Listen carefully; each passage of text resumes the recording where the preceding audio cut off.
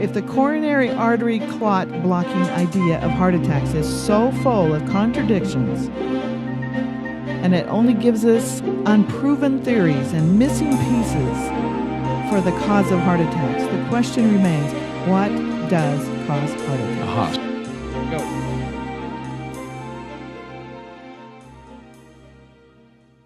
Hey, everybody, it's Dr. Jack. And Mary. And this is the Forbidden Doctor Podcast, episode 128. What does cause heart attacks? Part 2. The first one was what doesn't cause heart attacks. So welcome back to this one, and let's jump right in. Well, heart disease is the number one killer in America and in most other Western nations. And with all the effort waging war against heart disease and marching for heart health and the 5 and the 10K runs and the marathons to raise research money, you got to ask, how's that working out for us? How's that working out for us? Right. Not so good. That's what we're going to be talking about. Yeah, today we're going to give you the definitive answer, what causes heart attacks? Yes. What does cause heart attacks? And you've got to listen to the podcast before this to hear what doesn't cause heart attacks, so you'll understand. Also, be sure to stick around to the end of the podcast for a special coupon and a special gift. We've got another one this time. And again, just a reminder of our weekly discounts and special coupons.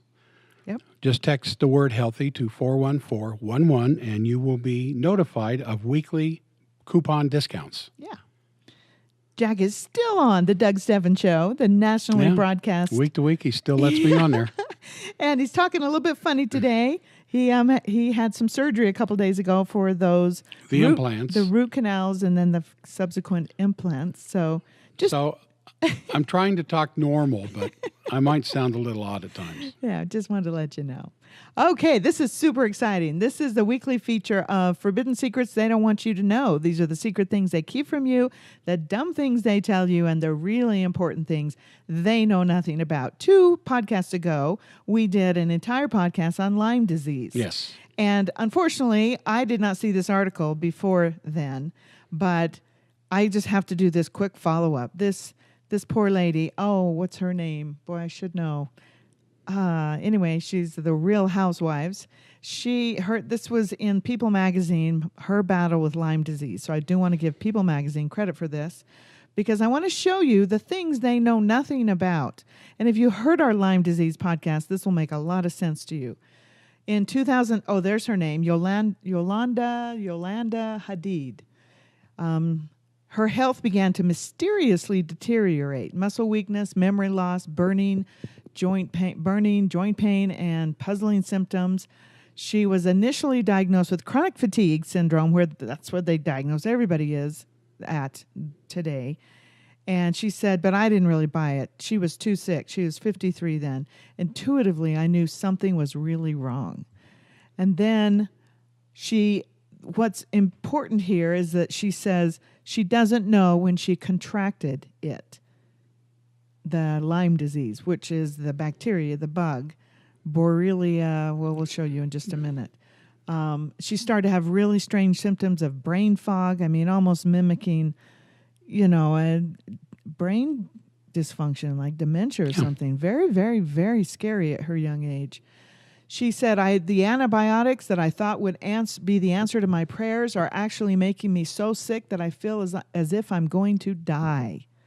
Within months of treatment, I'm definitely not cured. Do you like that? And the medical people are the only ones that can use the word cured. She says, I'm just desperate and trying to hang on through all of this. It's interesting that she says, I don't know when I contracted it. I know. Well, she didn't have a bug bite. She didn't have a bug bite. She didn't have that circular thing that we talked about in that podcast. Months later, Yolanda's son, Anwar, and daughter, Bella, experienced similar symptoms and were also diagnosed with Lyme's disease.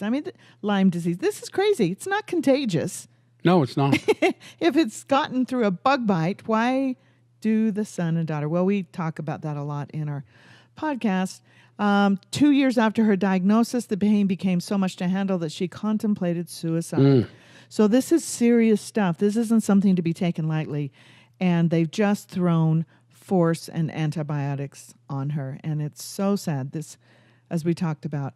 She said, although I am now feeling better, than I have in many years, the DNA Lyme tests still show positive.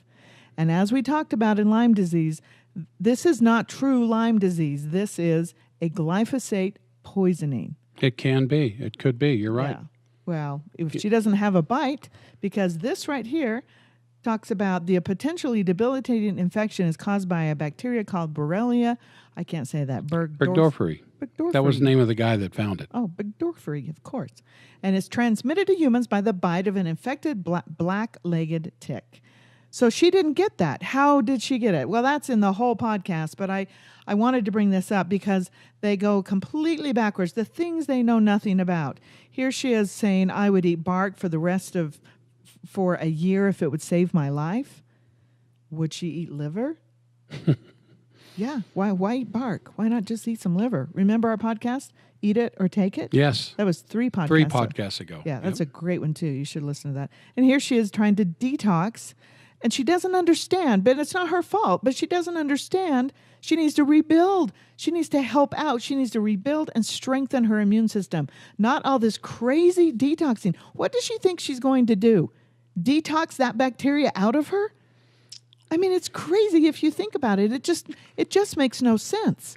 So as we talked about in the podcast, that bacteria is actually in there to help get rid of the very poisonous glyphosate poisoning. Well, that wasn't a very good sentence. No, it was all right. And You're okay. And all the other things that come in to help with that. So if you know anybody or you have Lyme disease, please refer them to our podcast, because in that there are things they know nothing about. And here's another one, the AARP bulletin. I don't know how this comes to our house because I'm not old enough to get this, but well, maybe they're sending it to our son. Yeah, you see Everett Stockwell down there at the bottom. Who's that? Yeah, I bet you guys didn't know Everett was his first name. Your critical health decisions. I love this. AARP. The title really should say your critical crisis decision, because what they're suggesting, surgeons and doctors and hospitals, have nothing to do with health.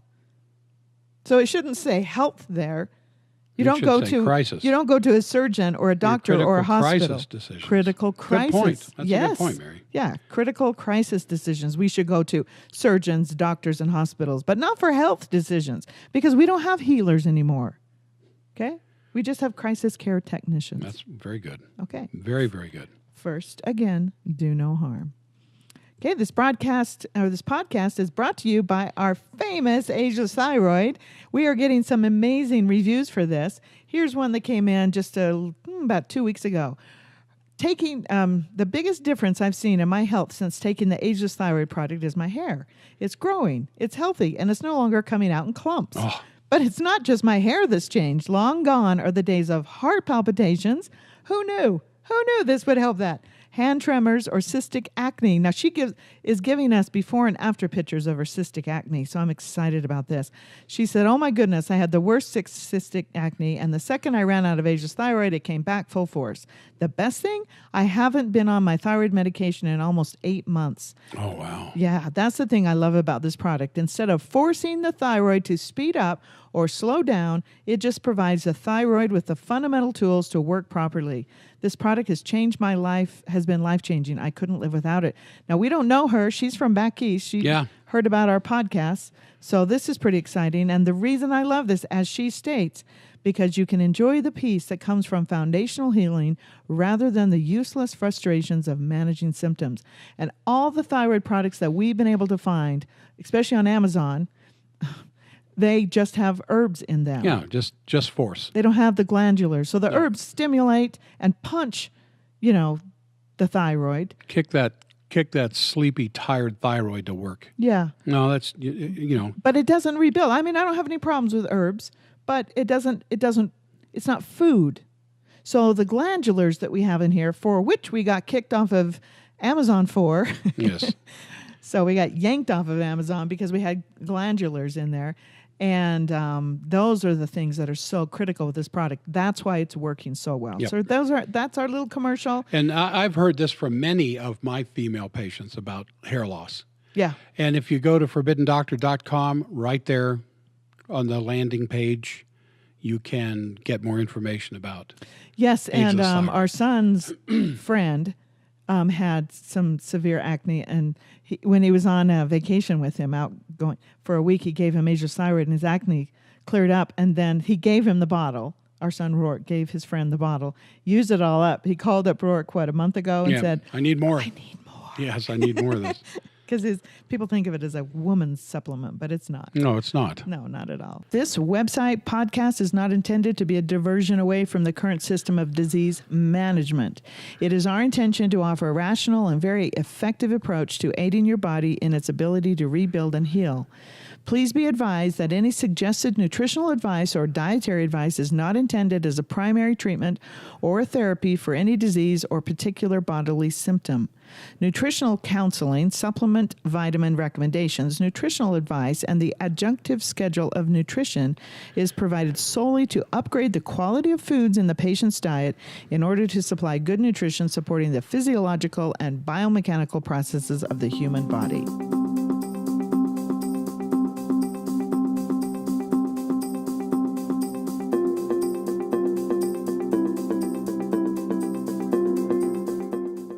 All right, worldwide, the leading cause of death is heart disease, as we've stated. And what causes this? So what do we have here? We have 525,600 minutes in a year, which interestingly enough is the same number as deaths by heart attack per year. There are 1,600,000 heart attacks per year. Fatal. 600,000. 1,600,000. Yeah. Yeah, heart attacks. That looks like an I, not a 1. Oh. That's what took me by surprise there. It's that font. 1,600,000 heart attacks per year, fatal and non-fatal. A heart attack occurs about every 20 seconds, with a heart attack death about every minute. So this is a very important. So it's 1 out of 3. Yeah, very. 1 out of 3 heart attacks is fatal. Yeah. And it's made of muscle. The valves are made of connective tissue, a collagen mass, and the heart is the ultimate muscle. Testing organ. Well, it's made of different tissue than your skeletal muscles. It's cardiac muscle. Boom, boom, boom, boom, boom, boom. The muscles in the rest of the body could never put up with that kind of abuse. So it is a very specialized muscle.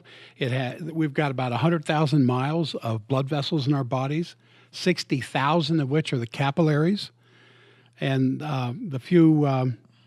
just a few micrometers away from every cell in the body. Usually in the capillary beds, every cell is within 1 or 2 cells of a capillary because the oxygen and food can diffuse through that first cell into the second one.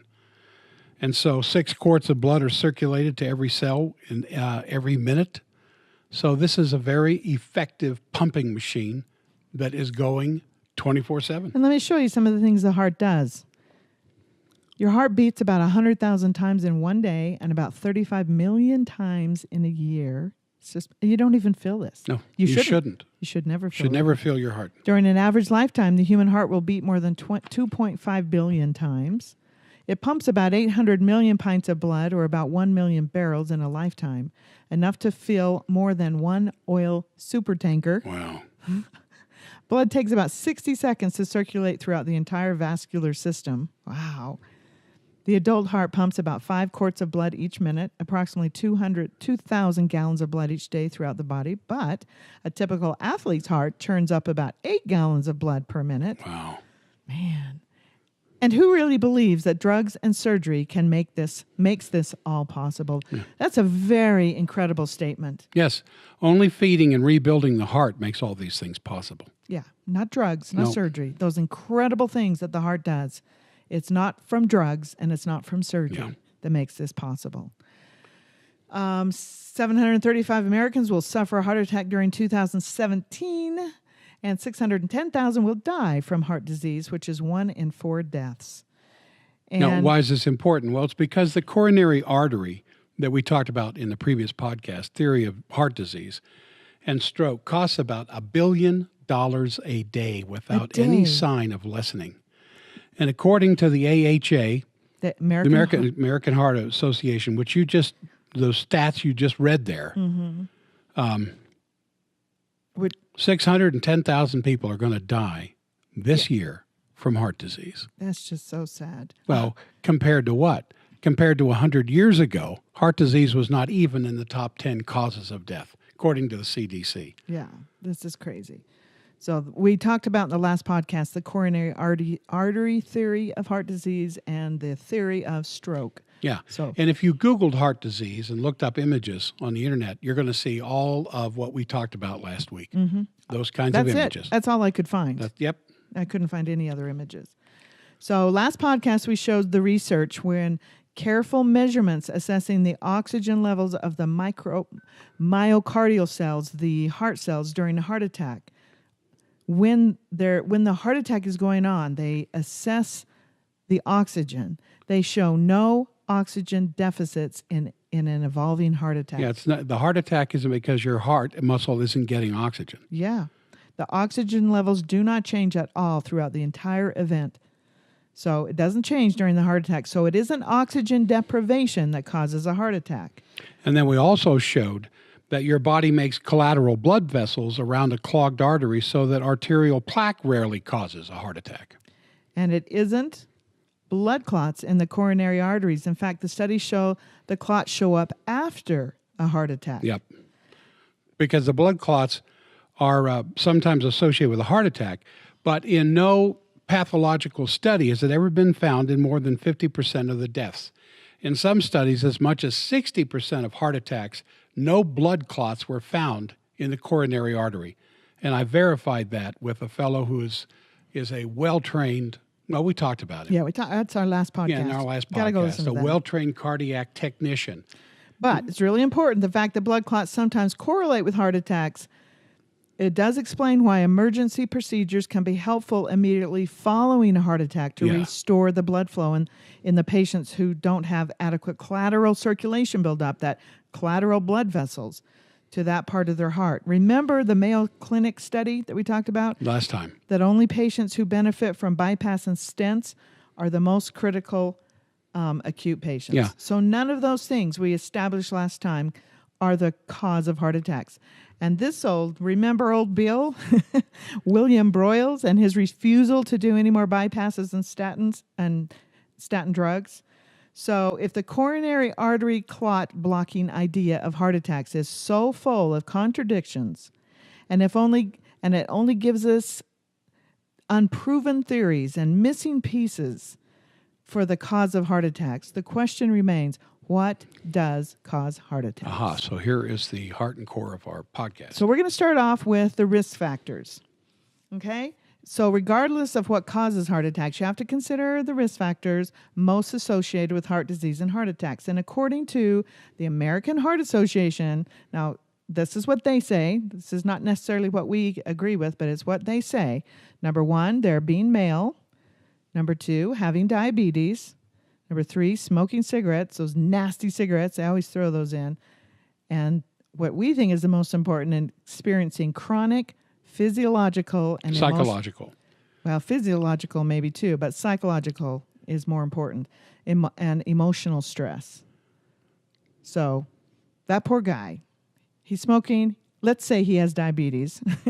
He looks like he's got thyroid problems with his eyes. Yeah, he does. And gut problems with the dark circles under his eyes. Maybe a little kidney problems too. But the poor guy, the chronic physiological or psychological and emotional stress is and significantly, none of these factors are directly linked to a coronary artery blockage. Yeah. Not because you're male, not because you have diabetes, not because you smoke, not because you have high stress. I mean, diabetes and cigarettes can cause disease in the capillaries, but not the large vessels. Not the arteries, yeah. Yeah, and stress has no direct effect on the coronary artery that we know of. There's no study for that. And additionally, during the past 5 decades, the 4 main medicines of modern cardiology, the beta blockers, the nitrates, aspirin, and statins, all have some benefit for some heart patients, but they always have very serious drawbacks as well. Right, they don't heal. They don't heal anything. Not a thing. They just deal with the current problem with the heart, and this also needs to be accounted for in any comprehensive theory of the cause of heart attacks. So we were at your dentist the other day, and the assistant that was helping you in recovery was talking about her mother-in-law who she's my age, and she has massive heart problems. And She was writing things down furiously because I was talking to her. Well, she needs this and she needs this and this, and she's writing them down. And she says, she's totally Western medicine. I mean, she just thinks medicine. And I'm just like, I turned to her and I said, how's that working out for her? Because the drug she is on, the beta blockers and all the statins and they're not healing her. No, they're just... So you have to, she was a young girl, but I was like, you have to understand this. If she goes off those drugs, will she be better? No. No, if she stops the drugs, she's going to be in as big a mess or bigger than she was when she started. And that is the current state of our healthcare. That's why we have the Forbidden Doctor here for you. Okay. We're going to get into the heart and soul of what does cause heart attacks. Hold on to your horses. Go for it. Well, the real revolution in the prevention and treatment of heart disease has to do with the autonomic nervous system. And so let's review. We're going to be kind of simple here as much as we can. We need to review it a little bit, but we have two distinct nervous systems. And so you've got the central nervous system, and it's of course, the master control of everything. It's located in the skull and the spine. Everything outside of that's called the peripheral, but we're just talking about the central nervous system here. And it has two divisions. It's got the voluntary and the automatic. Now, the voluntary is getting up and choosing to do the things that we do, dancing, kissing, jumping, eating, all the voluntary movements. Things we think about and we do. Yeah, and then the other system is the autonomic, or the unconscious part of our nervous system that controls all the things that we don't think about or that we voluntarily control. And it's a good thing we don't have to tell our heart to lub-dub, lub-dub, lub-dub all day long, especially when you're asleep. Don't forget. Yeah, but we also can't tell it, don't have a heart attack. And it controls the function of our internal organs. It's this condition that we want to concentrate on here. Did you hear the blonde joke? Uh-oh. Where the girl goes into the hairdresser's and she's got these earphones on, these big, like I've got on right now. And the hairdresser's like, you have to take the headphones off. I can't cut your hair. And she's like, I can't. You just have to cut around it. So the second time she comes, same thing. Third time she comes. So finally, the lady says, I'm not doing it. I'm not going to cut your hair unless you take off these stupid headphones. So the blonde's like, okay. So I'm sorry, I used to be blonde, so I can do this. So she takes off the headphones, and the blonde drops over dead. And the hairdresser's like, what? She grabs the headphones and puts them on and listens to it, and it says, breathe in. Breathe out. No, for Pete's sake. Breathe in. That's breathe terrible. out. Breathe in. That's goofy. Breathe out. But that's the autonomic nervous system. See? Aren't you glad? Yes, that you don't have to tell it to breathe in, breathe out. That's funny.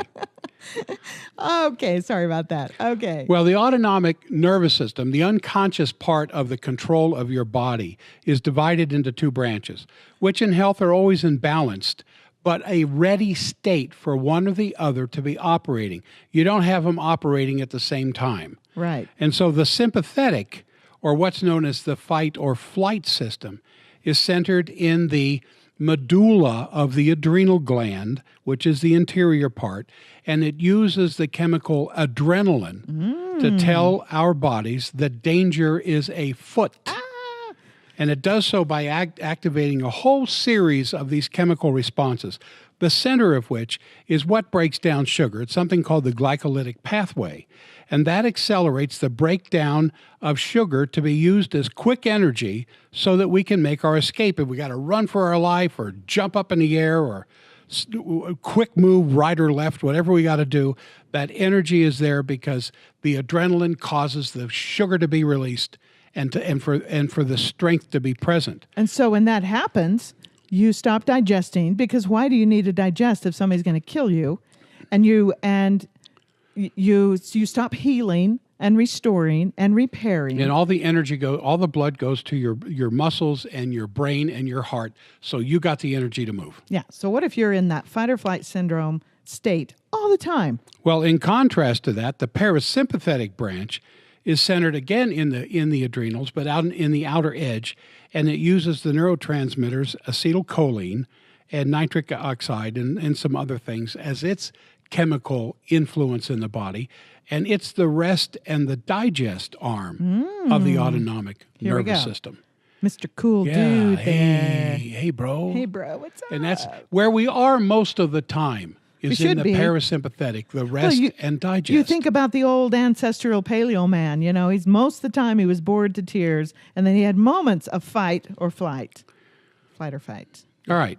So here we've got both sides of the autonomic nervous system, but it comes out of the spine. And as you see there on the left side, most of the nerve signals that causes the flight or fight reaction to take place come out of the spine. On the right side, that which does the parasympathetic or the rest and digest to slow and relax the heart comes out of something called the vagus nerve. It's the 10th cranial nerve. And it slows and relaxes the heart where the sympathetic branch that arises in the spine accelerates and constricts the heart. And as long as these are in balance, fine. It's the imbalance between these two branches that we are telling you is responsible for most heart disease. Did you get that? That's it. That's when they the forbidden are out of information. Balance, and we'll explain what out of balance does to the heart here shortly. But the imbalance of the sympathetic and the parasympathetic is what is responsible for most heart disease. Now, you won't hear that from any doctor. Nope. Because they don't know how to feed this, fix it, and do all the other things. One of the things that is really important to help balance these out is not having a misaligned spine. Yeah, people will come to me to some degree or another looking like that unbalanced spine on the left. Now, that's a very severe, bad scoliotic spine. Most people don't look that bad. But when you consider that the sympathetic nervous system, the thing that causes things to speed up and run for your life, those nerves come out of the spine to the various organs. What does the twisting of that spine do to that nerve influence? Can you cause a nerve to overfire?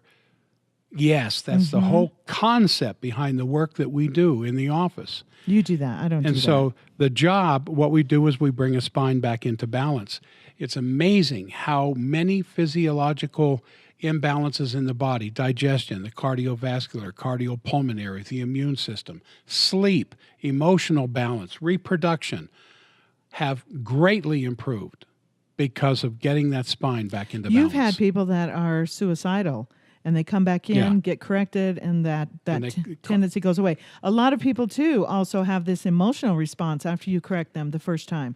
They either start crying, and just this release. Usually anxiety disappears with the first correction. Or they start laughing, too, just calm and happy and laughing and cheerful. We've seen that. And that blew my mind when I first met you and saw you doing this for the emotional side. I mean, everybody thinks of a chiropractor as a, back pain doctor, but this is really powerful for the parasympathetic and the sympathetic. Chiropractors are nerve doctors. Yeah. So here you see, a picture there on the far left where the head has come out of balance with the neck, and it just causes tremendous pressure on the nervous system. And then in the next picture, you've got the pain and the discomfort that comes from the base of the skull all the way down the spine. The third picture is how the body has to adapt to that imbalance because it's no longer standing up straight against gravity.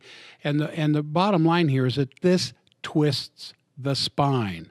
This is where your torn discs and degeneration in the spine come from because of the torsional forces that are brought to bear.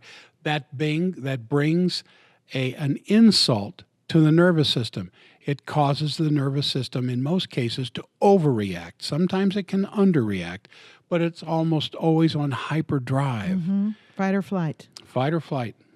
And then that last picture is what we do, is what I do in the office. Restore that structural balance. I do it painlessly, but it allows the nervous system to come back to a state of balance. And this is why a medical research project was published in Hypertension magazine in May of 2007. It's a peer-reviewed medical journal, and it reported significant reduction in high blood pressure in a medically supervised pilot study following the NUCA, which stands for National Upper Cervical Chiropractic Association, chiropractic procedure, which we do in our office.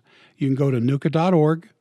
And to read the research that's involved, it's on the NUCA homepage, and be able to find someone in your area that does this kind of work. Yeah, or and Jack then, of course, Stockwell. and my website, jackstockwell.com, there's a lot of information on this. Yeah, that website needs a little bit of help, but there's some good information about NUCA there. that Right. would love you to go watch. Now, that's not the only thing that can affect heart attacks, but this is really critical, and people always dismiss this. I mean, they don't even think about it. It's not, I wouldn't think about it. Well, there's no primetime television shows in the evening that talk about this. No, and when I married you, my son was going into first grade, and he was in kindergarten. He was going in. I was going to hold him back because he couldn't tell the letter U from the number 5. I knew he was smart, but I couldn't figure out. Well, he was so misaligned from the C-section birth, like all of my kids, that after you corrected him, he shot up to number 1 in his class. And rather quickly. Yeah, and he was the best reader, the best everything, and he graduated salutatorian from his high school. A major high school. Yeah, and he would have probably been valedictorian, but he played football, so he got a couple A-minuses. So, but that, I mean, I would have never known to bring my little boy to a NUCA doctor or anything to fix that. I mean, he was 10 degrees out. He was just horribly misaligned. So that's a little boy, but can you imagine what it can do for your heart? Okay? So there are 4 studies that have shown that more than a third of patients with ischemic heart disease, which means the heart is not getting the blood that it needs to operate correctly, have a reduction of parasympathetic activity. Aha, did you hear that? So these studies show that their parasympathetic part of their nervous ability system, to rest was diminished, was reduced. Mm-hmm. They weren't able to get the rest from stress that they needed to get. And that was a third of the patients with heart disease. And typically the worse the myocardial infarction or the heart attack, the lower the parasympathetic activity. So in other words, if your parasympathetic nervous system is sluggish, and remember that it slows and relaxes you, and if your system doesn't slow you down, the more chance you have of having a very bad heart attack. And you need to have a wonderful working balance of these two systems, where one takes over just at the right time, the fight or flight and the rest and digest. In other words, the parasympathetic system, the rest and digest, should predominate and be most present during waking hours to help us to be calm and cool and collected.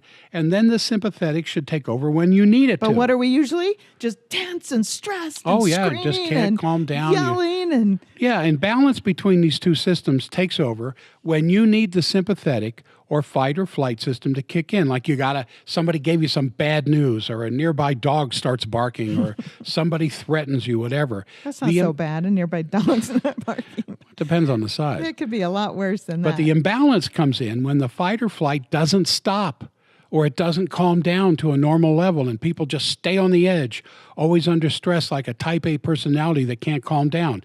And those who constantly suffer from an emotional upset that does not get relieved, or a psychological problem that goes unaddressed, are the ones who surely face heart problems down the road, as the American Heart Association says. So to remind you, we find this most often with males who smoke, who are diabetic, and are under constant emotional or psychological stressors, according to the American Heart Association. This doesn't mean that if you're female, you're out of the woods. Males slightly lead in fatal heart attacks, but it's certainly not exclusive to males. Now, about 80% of the ischemic events, which is chest pain, ischemia is where the blood supply to an area of the body has been constricted or even cut off. They're preceded by chronic reductions in parasympathetic activity. These are measured by blood work. They're measured by oxygen levels. They're measured by questions and answers, where you're able to find out when you're trying to find out what caused the heart attack. You find out these people were in high gear for quite a while before it happened. And then when they're in this constant state, followed by a significant, often drastic increase in the sympathetic activity, a sudden increase even higher in the fight or flight, such as an acute traumatic event or physical exertion. Yeah. The person on the treadmill, the person climbing the mountain, the person on the stairs, one of the or first the stationary bikes. One of the first deaths in the Hurricane Harvey was a heart attack victim. Yeah. Just a traumatic event. And it'd be interesting to check their health history in advance of what happened. Because I'm sure the parasympathetic activity was low. Yeah. They weren't able to rest and digest. Yeah. Yeah. The sympathetic was too high. It just could not kick in. And so people who have normal parasympathetic activity and then experience an abrupt increase in the sympathetic, in other words, they're normally calm, cool, and collected, but suddenly get a big blast of emotional shock or something, usually don't have a heart attack. Yeah. Those that are balanced. Because they're able to drop back into a state of balance. In other words, without a preceding decrease in the parasympathetic activity, the activation of this sympathetic nervous system usually doesn't lead to a heart attack. Now look at these two. Yeah, human beings are meant to experience and are fully capable of experiencing times of excessive sympathetic activity. That is normal life. We are built to handle force. We're built to handle this. What's dangerous to our health is the ongoing, persistent decrease in our parasympathetic or life-restoring activity. Yeah, the inability to immediately go back into a restful state is when this is dangerous. Aww. Now, it's been shown that women have stronger vagal activity than men, which means they have a stronger ability to get into the parasympathetic mode. Men are constantly... Yeah, they got to kill everything. That's right. But women can calm down much quicker, probably accounting for the sex difference in the incidence of heart attacks. Yeah. But you got hypertension, smoking, diabetes, physical, emotional stress, all cause a decrease in your ability to rest. So in other words, all the significant risk factors have been shown to downregulate the activity of the regenerative nervous system of the heart. That's a lot of words. What that simply means is that the significant factors that we've been talking about slow down the ability of the heart to regenerate itself. Yeah. And so you go from this to this. See, it's them. It's the same ones, just years later. Yes. That's what I'd say. Because look, I would be so angry about that mullet too. I mean, I would be screaming. Yeah. But see, look, he cut it off. Bam! He cut it off, and now she loves him. Yes, and they've calmed down, and they've grown together, and everything's wonderful now. She loves him now. That's great. No mullets, guys. Just remember. Okay. But on the other hand, the main drugs that are used in cardiology, the nitrates that stimulate nitric oxide production, which does upregulate the parasympathetic nervous system. But I would suggest you might try eating more beets or take AF beta food from Standard Process. Yeah. And then finally, the beta blockers that are used to manage the cardiac arrhythmias and prevent second heart attacks. They're called beta blockers because they block the activity of the sympathetic nervous system. They block the ability of your heart to speed up when it should be speeding up. And it blocks calcium from allowing a strong contraction of the heart to take place. It blocks calcium. Can you just say that again? Yeah, your heart will not contract without calcium, and this blocks it. That little thing, calcium. So isn't that backwards? It's kind of a backwards way of doing things. Instead of strengthening the parasympathetic nervous system, they block the sympathetic nervous system. No Good healing. grief. Yeah, no healing. Just force. Well, that's why the Forbidden Doctor is here, to help you and help your body foundationally heal, restore, and repair on a foundational level. But I want to reemphasize what we just said there. What the drugs do is they block and forcefully slow down your body's attempt to speed things up, rather than supporting your body's ability to rest and relax. That's what we're going to teach you how to do. That's where the drug market is. That's why that is so successful. And so that does not heal. Yeah. No, it doesn't. It doesn't heal. No, you're forcing something that is a natural reaction in the body to stop happening. So we're going to teach you how to, one of the ways we've already taught you is with the Nuka correction to help encourage the parasympathetic side to get those balanced. And then we're going to go into some other things that can help strengthen the parasympathetic side. So what is the sequence here of the events that leads to a heart attack? Well, in the vast majority of cases, you have a chronically weak parasympathetic nervous system. You just can't rest and slow down and calm down and stay there as we should. And digest. Then there's an increase in the other nervous system, the sympathetic nervous system, usually due to some physical or emotional stressor. The fight or flight is on overdrive when it should be calming down. So we're climbing the walls when people around us are at rest. which increases the adrenaline production, which stimulates increases the heart cells to break down the sugar that's stored in there for what's called aerobic glycolysis, or using the oxygen in that heart there to break down the sugar, which means it's using up the oxygen reserves. This changes the metabolism of the heart away from its preferred and most efficient fuel source, which happens to be ketones and fatty acids. And ketones, of course, come from the breakdown of fats in your diet.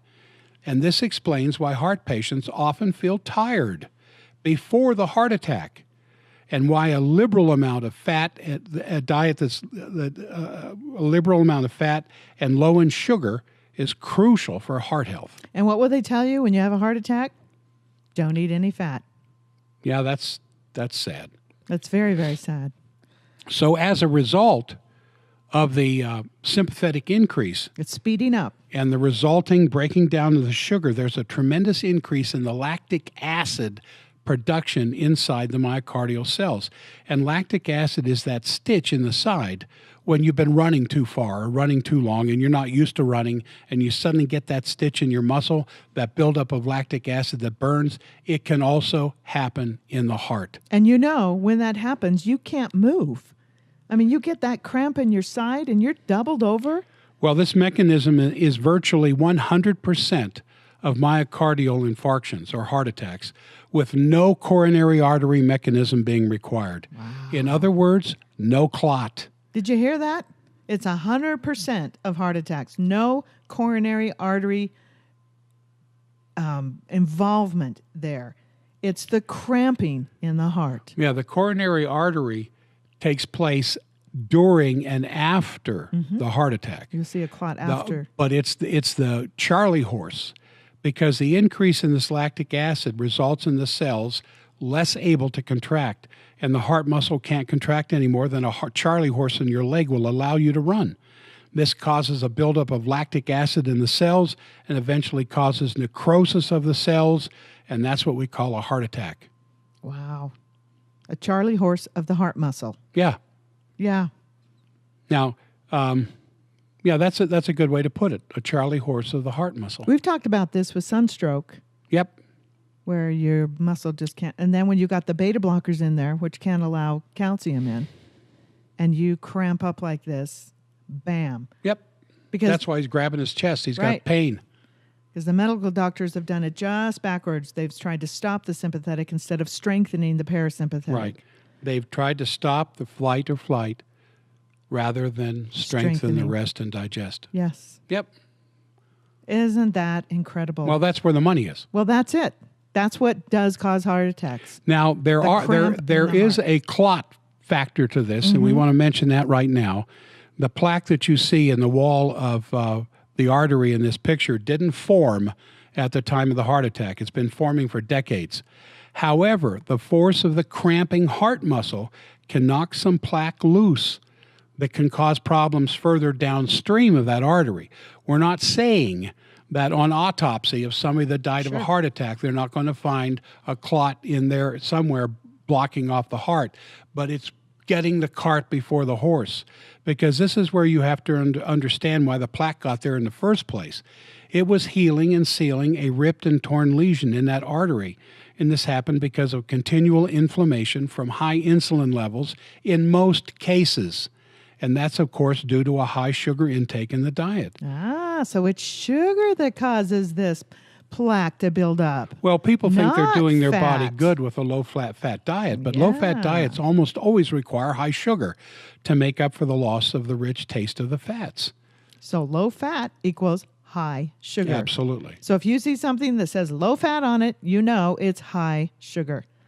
And this causes the insulin to go up. And insulin is an inflammatory causing hormone on the walls of the artery. And so your body calls fat in the form of LDL from the liver to come to the site of the lesion as a repair mechanism to save your life. Yeah. The problem isn't the Band-Aid that the LDL represents. The problem is the reason for the LDL showing up there, the reason for the LDL to be high in your blood. And you wouldn't have high LDL if you didn't have ripped up, torn arteries, if you didn't have wounds all through your body. Kids don't have high LDL Because they don't have wounds all through their body. They haven't had inflammation in their arterial structure long enough yet to cause the lesions. Yeah. And, some kids are getting that now. They're recommending statins for kids. They're going at They want to put statins in their drinking water. They're doing it completely backwards. Oh, yeah. Completely backwards. Instead of fixing the reason for the inflamed, torn, ripped up artery, they're just, let's just stop the plaque from coming there and saving your life. So localized, I'm sorry. I'm sorry, I'm just getting too excited. Because then, you can have a heart attack when you're 18 versus when you're 50. There are 18-year-olds that have heart attacks. I know. Yeah, and you look at their diet up to the time they were 18. Oh, yeah. Donuts, cookies, cakes, pizzas, Hot Pockets. I mean, all this stuff that Red Vines, Doritos, absolutely. Cheetos, So, Coke. But we're not saying that the localized lesion from the heart attack can't cause a clot to release. It can, because that pressure can rupture an unstable plaque, which will further... That cramping. Yeah, that's right. That will further block the artery and worsen that area of the heart. If there is particularly a high-stress area in the blood vessel, it's going to result in deterioration of that vessel, which we see pathologically as inflammation. And if this inflammation continues unchecked, then the body's going to naturally try to stiffen that weakened artery, which we call atherosclerosis, to try to get it to withstand the pressure of that blood flow. And it does so by putting this little plaster cast, like you do on a broken arm. And it's made of calcium, and it attaches onto the inside, even inside the wall of the artery, and that's what becomes the plaque, this calcium fat mixture. So plaque is the body's compensation mechanism for a weakened, torn artery. Absolutely. Yeah. And so to reduce the plaque, we reduce the inflammation. And this is the only explanation that accounts for all the observable phenomena that's associated with heart disease. But see, you don't reduce the inflammation with anti-inflammatories. You do medically. Medically you do. That is going at it backwards again. Yeah, you're dealing with the symptom. You got to fix the reason for the inflammation. Yeah. I mean, just going in and stopping your body from doing this life-saving, plaquing inflammation, bringing blood to a part of the body that needs to heal, is crazy-making. That's a good way to put it. It's crazy-making. So this is the forbidden information you don't hear anywhere else. This is what you got to fix. You got to fix the reason for that, which we're going to tell you how. So we're going to talk about food first. The food changes or foods that you might consider. And it's quality over quantity is so much more important. It's not so much how much you eat. It's the quality of what you eat. So if we want to prevent heart attacks, our diet must be low in processed carbohydrates, sugars, and much higher in good fats. And this is the way we protect the parasympathetic activity by reducing the sugars in our diet, reducing our emotional stress, and nourishing the heart with the foods that it needs. So in the way of animal foods, when you're choosing animal foods, you want to choose the animals that have been grown in a way that is most compatible with the nature of that animal. And in cows, they're the healthiest when they're left out to pasture, not crammed together in these commercial farms, eating grass, herbs, and flowers, and certainly no grains. Yeah. For fish, you want fish that live freely in the oceans, the lakes, and the rivers. And chicken, they need to be left alone to scratch and forage in the fields and eat bugs. The carnivores that they are eat bugs, not vegetably, vegetarian foods. Free. I love the eggs in the supermarket, vegetarian fed. Yeah, vegetarian. Chickens fed are not eggs. vegetarians. No, it's crazy. And with pigs, pork, they need time and space to dig in the forest with their snouts. And they need to not be jammed together. They always jam pigs together in little cages. Most horrible situations. Yeah. So that's a hard one. For seed foods, you should always choose organic where you can in order to avoid glyphosate, GMO, and the other hybrids that are not produced by nature. And we talked a lot about that in our Lyme disease protocol. Yes, that's right. Or podcast, yeah. And so this category includes seeds, nuts, grains, legumes. These need to be soaked in water for 24 hours to remove the anti-nutritious elements like phytic acid, there's other things, from the surface, taking them to sprouting condition if possible. And then the last one is? Vegetables and fruit. Vegetables to fruit consumption should be about 80% vegetable, 20% fruit.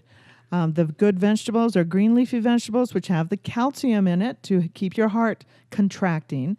And that's spinach, collards, arugula. That's my very favorite. I'll get anything that has arugula in it. And not iceberg lettuce. Very, very bad. They won't even feed that to the animals at Hogle Zoo. Nope. Yeah. The red and orange vegetables, carrots, beets, squash, the ones that have the high carotene level. The white vegetables, onions, leeks, and garlic. Yum, yum, yum, garlic. And the purple, black vegetables, eggplant, Spanish black radish, purple lettuce, and cabbages. And then the fruit vegetables, of course, squash, zucchini, peppers. The more colorful, the better in a lot of... And preferably, fruit should be limited to your climate and grown locally. So be careful with tropical fruits because they're almost half sugar. Yeah. So when we say it's okay to eat fruit, people are like, oh, bananas, pineapples, guava. Things that aren't grown here and they're almost 1/2 sugar. So you got to be really careful. Yeah, you live in that. a super hot tropical climate where you're sweating constantly, you can eat that kind of stuff. Yeah, but here it's a little different. And now having said what we have said about animal, seed, and vegetable sources of food, your body your body knows what it wants. Listen to it carefully and eat what you crave with the people you love, as long as it came from Mother Nature. Yeah, if you're craving processed carbohydrates and sugars, you have a metabolic imbalance that can easily lead not only to diabetes and heart disease, but serious neurological problems as well. Yeah. So again, like what Mary says all the time, eat what we crave at the time you're hungry and then stop when you're satisfied. Yeah, and we're saying that's iced tea right there. Yeah, that's because I got little lemons in it. Yep. I try to get people off pop and move them to iced tea. I'm like, it's a real food. Coke is not a real food. And this one I loved. I had to throw in. Just eat what you crave and eat with the people that you love. Isn't that the most beautiful picture? Yeah, as long as it came from Mother Nature. Yeah, as long as it came from Mother Nature. That's critical. And if you're craving processed carbohydrates and sugars, you've got a metabolic imbalance that can easily lead, as I said, to diabetes and heart disease. And talk about that fellow that is in remission for spinal melanoma. Oh, it was in our news the other day. Yeah. He was talking about how he'd shrunk 6 inches. He was a young guy. He was newly married, and he had shrunk 4 inches. He ended up shrinking 6 inches. He had spinal melanoma. Serious disease. Yeah, and he said he was in remission, and to give back, he said he was opening up a store that made cookies. He said he loves to make cookies and loves to goody eat cookies. them. Yeah, that was the critical part. He says, I love to make cookies and I love to eat them.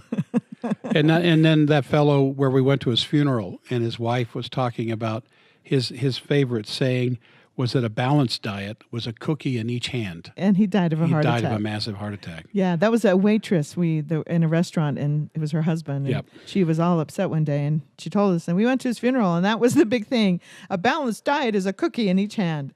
So, again, we say, eat what you crave at the time you're hungry and stop when you're satisfied. Yes. Not these things. Don't eat these things that you crave. And that bowl of breakfast cereal up there. Breakfast cereal is some of the worst food on the planet. Yeah. It's been exposed to air entirely too long. Yeah.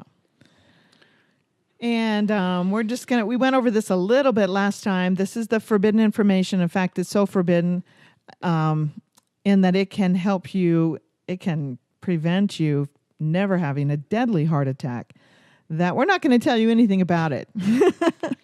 On the last podcast, we had a link up at the top, up on the screen, and you can read about it in your own time and protect yourself with this forbidden botanical plant. Yes. What it does is it gives you time to create the collateral blood vessels. Yes.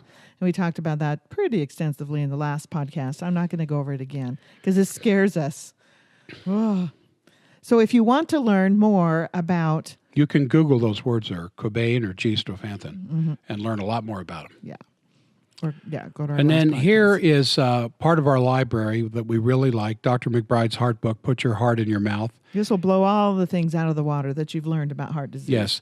And her new one, Yeah, we just got this. Vegetarian Explained. Yeah, it was just released in Europe. So I've got it on order. I haven't read this yet, but I'm sure it's amazing. The reviews look really wonderful on it because, you don't build new heart muscle with broccoli.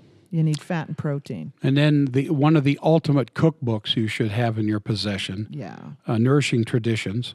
Yeah, you should be your constant companion, this Nourishing Traditions cookbook from Weston A. Price Foundation. This is Sally Fallon's book on traditional diets, how we used to eat. Then this one, the Heal Your Gut Cookbook, we have this in our office, and it's wonderful. It's got beautiful pictures all the way through. It's the tastiest recipes ever in there. Dr. Cowan's Human Heart, Cosmic Heart book, a completely different twist at looking at hearts, where we get a lot of our information. Mm-hmm. And then Nina Teicholz's book, The Big Fat Surprise, Why Butter, Meat, and Cheese Belong in a Healthy Diet. An excellent resource area. The Big Fat Surprise. That's a really good one. Really enjoy that. And then our own, she's Brianna. She wrote this article, our own nutritional counselor in her office. And there's the link if you want to go read that. So we're pretty proud of her. And if you call up her office, you can talk to her with questions. And pretty exciting there. And here is our list of heart-healthy fats. Yeah, it's a list. You don't have to take all these every day, but you can read in the description what each one of them do. And I take almost every one of them every day, except for the evening primrose I don't take every day. And soybean lecithin I sometimes do, but it keeps cholesterol in suspension in the blood and prevents plaquing. Remember the big talk we just had about plaquing? And if you have a cramp in your heart or a psychological shock or trauma, this soybean lecithin can keep the cholesterol in suspension so it won't stick and plaque to your arteries. The evening primrose oil, we had one of the premier cardiologists in town say that's the only thing that prevents plaque and clears plaque out of your arteries is evening primrose oil. But he would not be quoted publicly. No, he wouldn't. But anyway, and then tuna, omega-3, that's the omega-3s, the DHA and the EPA, essential fatty acids for your cardiovascular health and brain health and everything else. Wheat germ oil, excellent source of vitamin E for the heart. Line B6 is cold-pressed flaxseed oil. That is the one that really softens your hands and your skin and also your hair. Yeah. See, our ageless thyroid doesn't have any oils in it. You need to take oils with it. And I recommend the Line B6 because that's the one that will help stop the hair from falling out. It's very, very good for the follicles. And along with the blackcurrant seed oil, I often recommend, in fact, you heard me just last night. I don't know, maybe you weren't with me. But I recommended these two, blackcurrant seed oil and Line B6 for, because the blackcurrant seed oil, your liver doesn't have to convert the oil into arachidonic acid, and it's just immediately bioavailable for you. So it's a wonderful, wonderful. I give this to women that are having panic attacks. Yeah. And they chew it up, and they go away really fast. And, of course, eliminate. Yeah. If you're going to use these oils in a therapeutic posture, you got to get rid of the sugar. Yeah. Or you're kind of working against yourself. Okay, so we talked about for what does cause heart attacks is the parasympathetic and the sympathetic nervous systems being out of balance. And one of the recommendations was to get a NUCA correction. And the other one is what does cause the heart attack is your heart cramping. Yes. So here are the anti-cramp heart supplements. Can I have a drum roll, please? Here is the first one, calcium lactate. The muscle will not contract and relax without sufficient amount of calcium. Yeah. But you got to get the right kind of calcium. Yeah. You got to get the calcium that is what we call bioavailable. Calcium lactate is just one enzyme step away from calcium bicarbonate, which is the only form of calcium your body can actually use anyway. Mm-hmm. It's a liquid form of calcium in the bloodstream, calcium bicarbonate, which is about 1% of the calcium in the body. 99, of course, is in the bone. But once it gets in the bone, it stays there. So those of you on beta blockers, you might want to listen really closely. Yes. Yeah, calcium lactate. Cataplex F, which takes the calcium out of suspension and pushes it into your heart muscle. Yeah, and the skeletal muscles, heart muscle, smooth muscle, it gets the calcium out of the bloodstream into the tissues. Ooh, we said that together.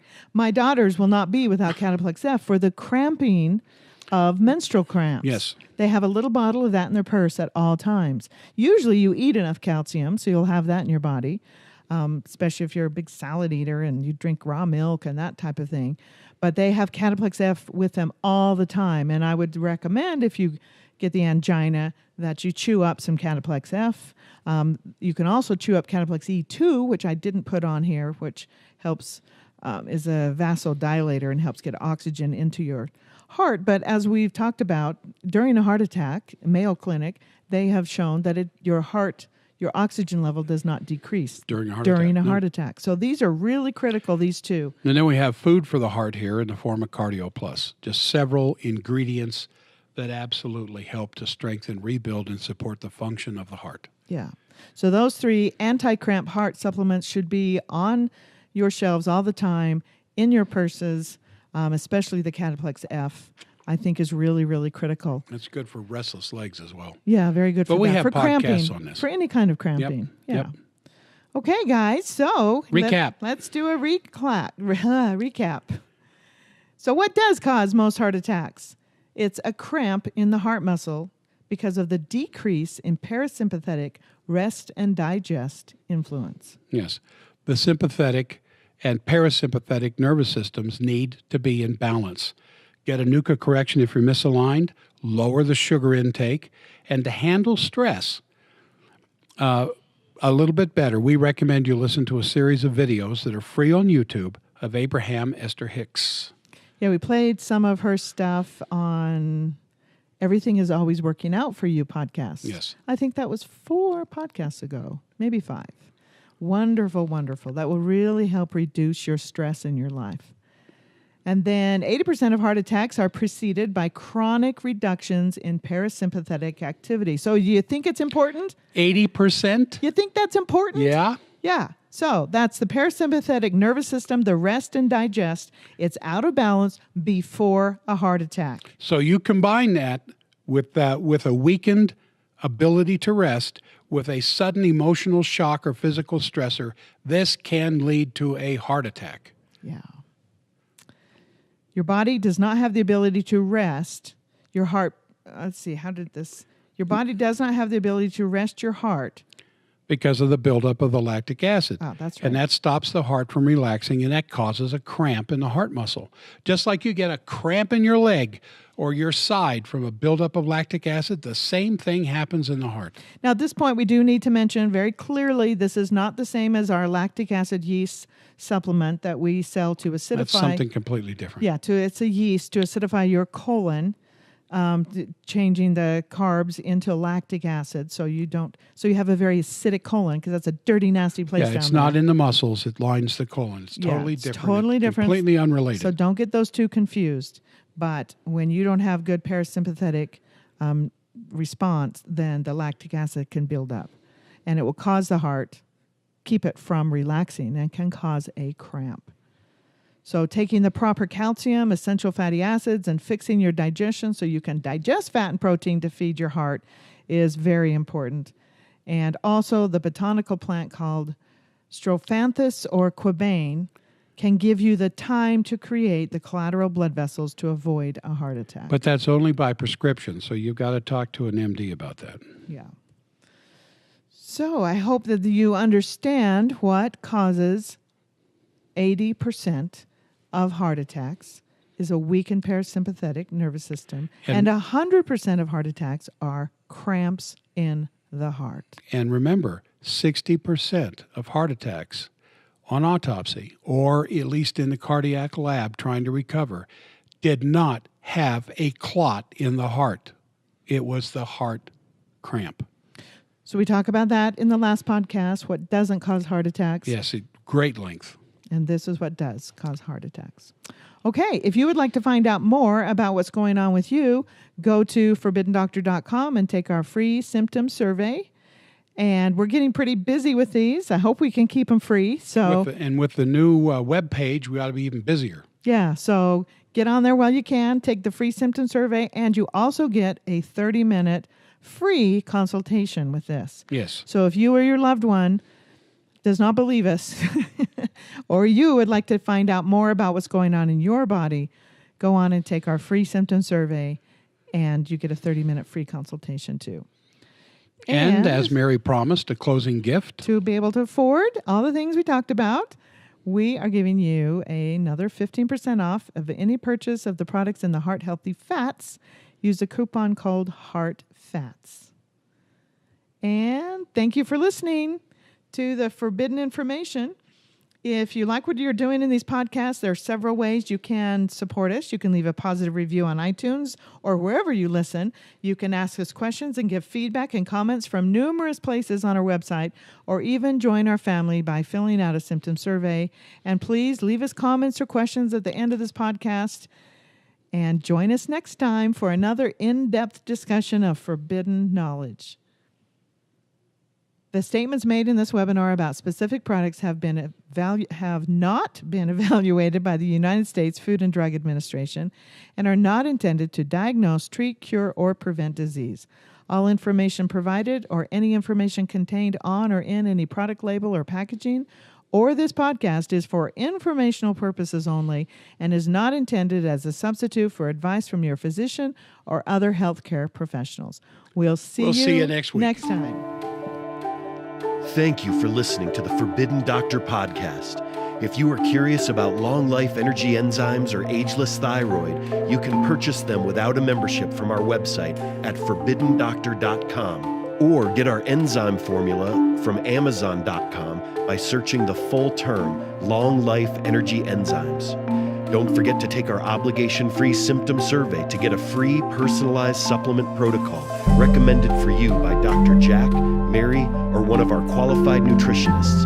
Take the survey, get a call from our nutritionist to create a protocol and a patient login, then use that login to see your own personal protocol along with any favorites you've saved from our symptom library. Remember, our website and our clinic are here for you always.